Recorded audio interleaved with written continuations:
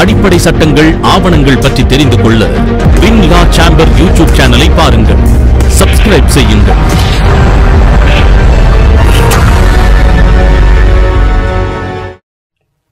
முன்பு இந்திய தண்டனை சட்டம் அப்படின்னு சொல்லப்படுகிற சட்டம் தற்போது இந்திய நீதி சட்டம் என பெயர் மாற்றம் வந்திருக்கு. பொதுமக்களுக்கு இபிகோ அப்படின்னு சொன்னா தெரியும். இபிகோ இப்ப இந்திய நீதி சட்டம். இந்த சட்டத்தின் தலைப்பை நன்கு கூர்ந்து பார்த்தா ஒரு விஷயம் தெரியும்.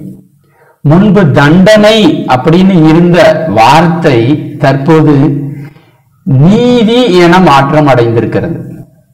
அதாவது அந்த சட்டத்தின் நோக்கத்தையே எடுத்து சொல்வதாக இந்த சொல் மாற்றம் தெரிகிறது. தண்டனை கொடுப்பதை மட்டுமே நோக்கமாக கொண்டிருந்தது பழைய சட்டம். தற்போது பாதிக்கப்பட்டவர்களுக்கு நீதி வழங்க வேண்டும் அப்படிங்கிற நோக்கத்துல இந்த சீர்திருத்தங்கள் புதிய சட்டத்துல கொண்டு வரப்பட்டிருக்கு.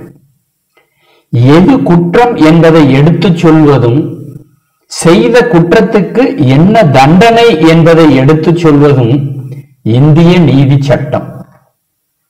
மனிதன் தோன்றிய காலத்திலிருந்தே குற்றம் நடந்து கொண்டுதான் இருக்கு. திருடுவது, கொலை செய்வது அன்று முதல் இன்று வரை தொடர்கிறது. இவை மட்டும்தான் குற்றங்களா? பல்வேறு வகையான குற்றங்களை நாம் தற்போது பார்க்கிறோம்.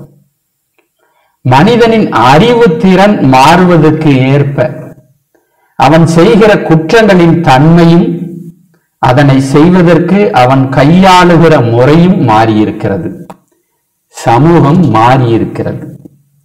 குற்றங்களின் தன்மைக்கேற்ப அதனை வகைப்படுத்தி புதிய குற்றங்களாக அறிவிக்கிறது இந்திய நீதி சட்டம். கேடு விளைவிக்கும் ஒவ்வொரு செயலையும் குற்றங்களாக அறிவிக்கிறது இந்த புதிய சட்டம். பெண்களுக்கு எதிரான குற்றங்கள் அனைத்தையும் அடுத்தடுத்து வரிசையாக பட்டியலிட்டு கண்டறிவதற்கும் புரிந்து கொள்வதற்கும் எளிய வடிவத்தை தந்திருக்கிறது. ஒரே தலைப்பின் கீழ் பெண்கள், குழந்தைகளுக்கு எதிரான குற்றங்கள் அத்தனையும் பட்டியலிடப்பட்டிருக்கு. பெண்களுக்கு எதிரான குற்றங்களுக்கும் குழந்தைகளுக்கு எதிரான குற்றங்களுக்கும் கொடுக்கப்படும் சிறை தண்டனையின் கால அளவு அதிகமாகியிருக்கிறது. தீவிரவாதம் என்பதை நாம் அறிவோம். தீவிரவாதம் என்பதை குற்றமாக்கி அதற்கு தண்டனை விவரம் தற்போது சொல்லப்பட்டிருக்கிறது. தேச மக்களின் ஒற்றுமைக்கும் தேச மக்களின் பாதுகாப்புக்கும் அச்சுறுத்தலை ஏற்படுத்தினால் அதுவும் தீவிரவாதம் என்கிறது இந்த புதிய சட்டம். தேசத்தின் பொருளாதார கட்டமைப்பு சீர்குலைப்பதும் இந்த புதிய சட்டத்தின்படி தீவிரவாதமாகும்.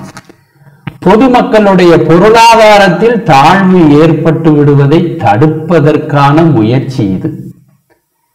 கூட்டு குழுவாக ஒன்று கூடி திட்டமிட்டு செய்யும் குற்றங்களுக்கும் தண்டனை உண்டு.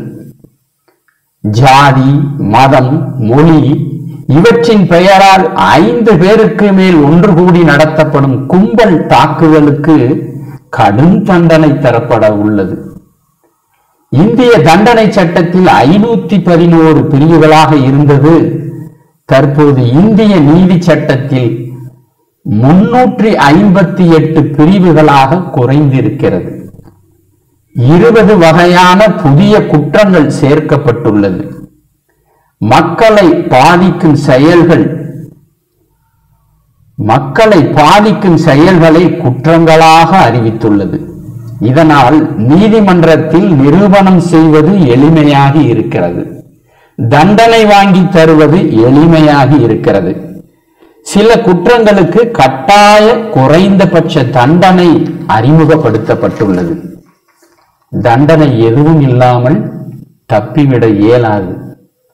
சில குற்றங்களுக்கு அபராத தொகையின் அளவு அதிகரிக்கப்பட்டுள்ளது. மீண்டும் மீண்டும் குற்றம் செய்வதை தடுக்க வேண்டும் என்பது இதன் நோக்கம். சில குற்றங்களுக்கு சிறை தண்டனை கடுமையாக்கப்பட்டுள்ளது. திருமணம் செய்து கொள்வதாக பொய் வாக்குறுதி கொடுத்து பெண்களிடம் பாலியல் அத்துமீறலில் ஈடுபடுவோருக்கு கடுமையான தண்டனை கொண்டு வரப்பட்டுள்ளது. ஒன்றுக்கு மேற்பட்ட நபர்கள் ஒன்று கூடி கூட்டு பாலியல் பலாத்காரம் செய்தவர்களுக்கு மரண தண்டனை அறிவிக்கப்பட்டுள்ளது. பெண்களிடம் தங்க சங்கிலியை பறித்து செல்வது தனி குற்றமாக கொண்டு வரப்பட்டுள்ளது. சங்கிலி பறிப்பு என பரவலாக பேசப்படுகிற செயலுக்கு தனியாக குற்றம் என இந்த சட்டம் அறிவிக்கிறது. முன்பு இந்த சங்கிலி பறிப்பு திருட்டு குற்றமாக மட்டுமே இருந்து வந்தது. இப்போது தனியாக குற்றமாக அறிவிக்கப்பட்டுள்ளது. இப்படி இந்த புதிய சட்டத்தில் வந்திருக்கிற மாறுதல்கள் இந்த சமூகத்தின் தேவையை பூர்த்தி செய்வதாக இருக்கும் என நம்பப்படுகிறது. மக்களின் எதிர்பார்ப்பை பூர்த்தி செய்யும் என்று நம்பப்படுகிறது. மாற்றம் ஒன்றே மாறாதது என்று சொல்வார்கள். 100 ஆண்டுகளுக்கும் மேலாக நடைமுறையில் இருந்து வந்த சட்டத்தில் தற்போது 1/7/2024 முதல் மாற்றங்கள் வந்துள்ளது. இந்த புதிய சட்டம் பொதுமக்களின் எதிர்பார்ப்புகளை பூர்த்தி செய்யும் என்பதில் எந்த சந்தேகமும் இல்லை.